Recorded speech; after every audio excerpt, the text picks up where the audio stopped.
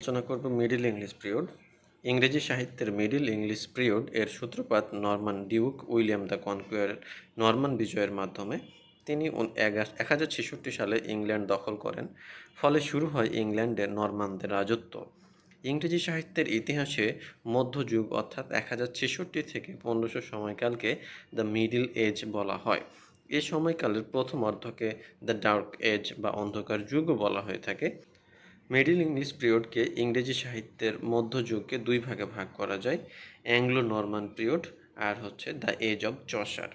Anglo Norman period ইংরেজি সাহিত্যের মধ্যযুগের শুরু থেকে খ্যাতিমান কবি জিওফ্রে চসার জন্মের পূর্ব পর্যন্ত সময়কালকে অ্যাংলো নরমান পিরিয়ড বলা হয়, কারণ এই সময়ে ইংরেজ জাতি নরমানদের দ্বারা শাসিত হয়। সাহিত্যিক যুগ হিসেবে এই যুগ ব্যর্থ। নরমানদের শাসন আমলে ইংরেজি সাহিত্যের তেমন কোনো বিকাশ হয়নি, ফলে যুগটাকে ডার্ক এজ বা অন্ধকার যুগ হিসেবে অভিহিত করা যেতে পারে।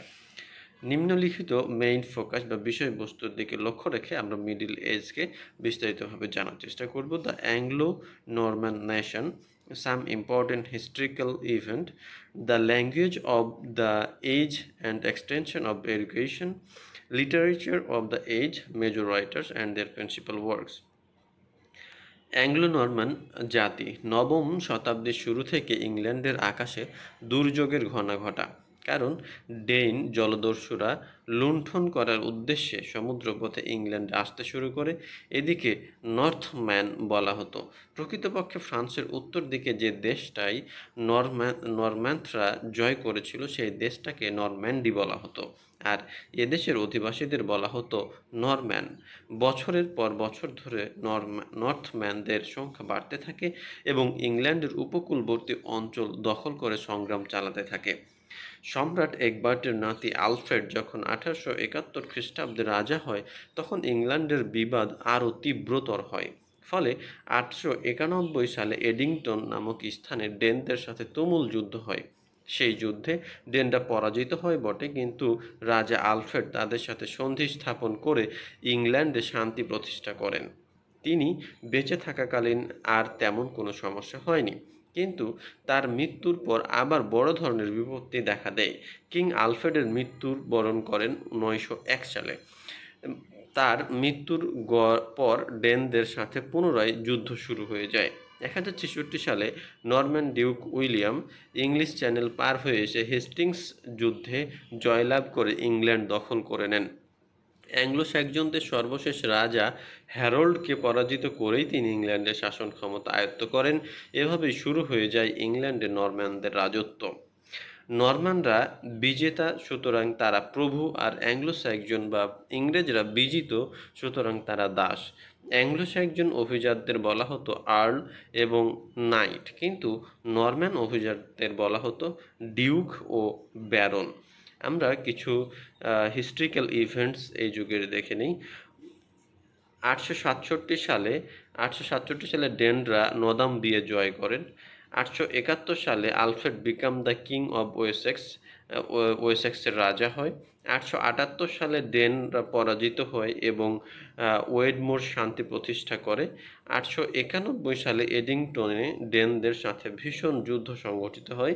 901 সালে আলফ্রেড মৃত্যুবরণ করেন এবং 1013 থেকে 1042 পর্যন্ত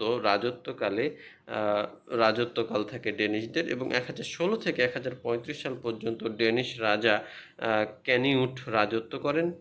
1049 সালে ওয়েস্টমিনিস্টার মঠের যাত্রা শুরু হয় বা ওয়েস্টমিনিস্টার শুরু হয়। স্যাক্সনদের সর্বশেষ রাজা হিসেবে হ্যারল্ড রাজত্ব করেছিলেন। আর হচ্ছে ক্রুসেড যুদ্ধ 11 এবং ত্রয়োদশ শতাব্দীতে ক্রুসেড বা ধর্মযুদ্ধ সংঘটিত হয়।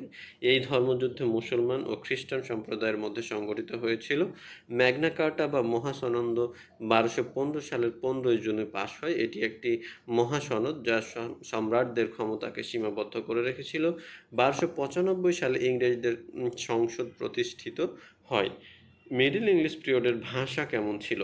আগে উল্লেখ করা হয়েছে যে নরমানরা ইংরেজদেরকে দাস মনে করত, ভাবত দাসরা গরু, মহিষ, মেষ চড়াবে, প্রতিপালন করবে, অথচ প্রভুরা খাবেন ছানা, দুধ।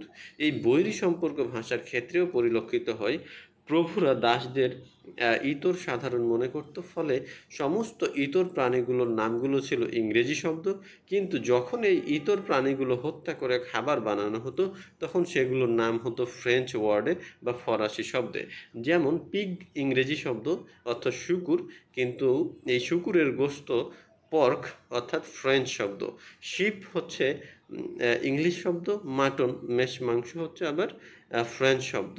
ডিয়ার হরিণ ইংলিশ শব্দ, ভেনসন খাদ্যরূপে হরিণের মাংস যখন পরিবেশন করা হয় তখন আবার ভেনিসন বলে এটাকে ফ্রেঞ্চ শব্দ। ওয়াক্স ইংলিশ শব্দ, বিফ হচ্ছে ফ্রেঞ্চ শব্দ। এমনকি যে বিলাসবহুল স্থানে এসব খাদ্য প্রস্তুত এবং পরিবেশন করা হতো তারও কোনো ইংরেজি শব্দ নেই, সেই শব্দ হলো ফ্রেঞ্চ। যেমন রেস্টুরেন্ট বা রেস্তোরাঁ, এমনকি খাদ্যেরও কোনো কোনো ইংরেজি প্রতিশব্দ সে নেই, সেটাও ফ্রেঞ্চ ওয়ার্ড, যেমন ফুড। কিন্তু দীর্ঘদিন নরমানরা ইংল্যান্ডে বসবাস করার ফলে নিজেদের স্বাতন্ত্র্য ভুলে গেল। তারা ইংল্যান্ডকেই নিজেদের জন্মভূমি বলে মেনে নিল। ফলে তারা অ্যাংলো সাক্সনদের সাথে একক জাতি, এক প্রাণ হয়ে গেল। এই নতুন দেশত্ববোধ উদ্বোধিত হয়ে তারা গণতান্ত্রিক সংগ্রামে যথেচ্ছারি রাজা কিং জন এর কাছ থেকে মহাসনদ অর্থাৎ ম্যাগনা কার্টা আদায় করে নিল। এজন্য চতুর্দশ শতাব্দীতে বর্ষের যুদ্ধের সময় থেকে নরমান ফ্রান্স এবং অ্যাংলো সাক্সন ভাষা মিলেমিশে পরিবর্তিত হয়ে একটি জাতীয় ভাষায় পরিণত হয়, আর এই ভাষাকেই মধ্যযুগের ইংলিশ বলা হয়। ইংল্যান্ডের দুটি প্রাচীন বিশ্ববিদ্যালয় হলো অক্সফোর্ড 1168 সালে প্রতিষ্ঠিত হয়েছিল এবং ক্যামব্রিজ 1209 সালে প্রতিষ্ঠিত হয়েছিল। শিক্ষার প্রসারে এই প্রতিষ্ঠান দুটি অগ্রণী ভূমিকা পালন করে। এই বিশ্ববিদ্যালয় থেকে বিভিন্ন ধরনের স্নাতক ডিগ্রি প্রদান করা হতো। সে সময় ছাত্রদের বিদ্যা লাভের প্রতি প্রচণ্ড অনুরাগ ছিল, ফলে ভালো কোনো শিক্ষকের কাছ থেকে কিছু শিখে নেবার জন্য প্রবল আগ্রহে এক বিশ্ববিদ্যালয় থেকে আর এক বিশ্ববিদ্যালয়ে চলে যেত। মিডিল ইংলিশ পিরিয়ডের সাহিত্য কেমন ছিল? আমরা ইতিমধ্যে বুঝতে পেরেছি যে নরমানদের মাতৃভাষা হলো ফ্রেঞ্চ বা ফরাসি। নরমান জয়ের পরে 2 শতাব্দী ধরে ফরাসি ভাষা ইংরেজিকে সম্পূর্ণভাবে কোণঠাসা করে রাখে। এর ফলে নরমান বিজয়ের প্রায় 100 বছর পর্যন্ত ইংরেজিতে কোনো সাহিত্যই রচনা হয়নি। পরে অবশ্য কিছু মহাকাব্য রচিত হয়, যেগুলো কবির নাম জানা যায় না। যেমন অজ্ঞাত কবিদের লেখা দুই প্রকারের কবিতা আমরা দেখতে পাই। এ সময় রচিত হয়েছিল দুনিয়াদ বা গাঁথা কবিতা, কিন্তু অন্য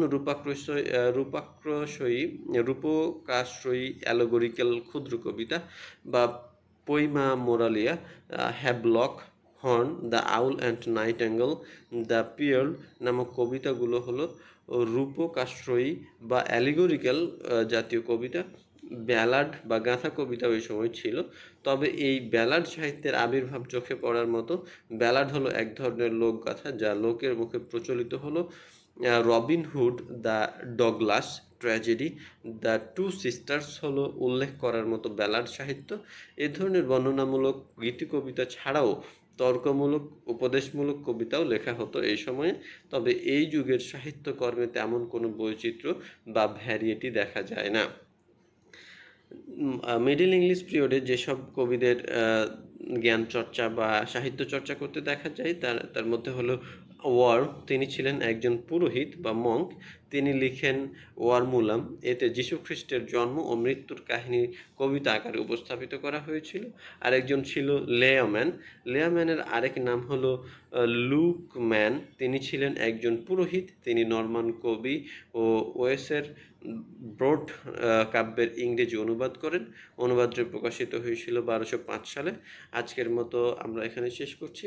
পরবর্তী এজ অব চসার নিয়ে আমরা আলোচনা করব, এবং এর আগে ওল্ড ইংলিশ পিরিয়ড নিয়ে আলোচনা করা হয়েছে।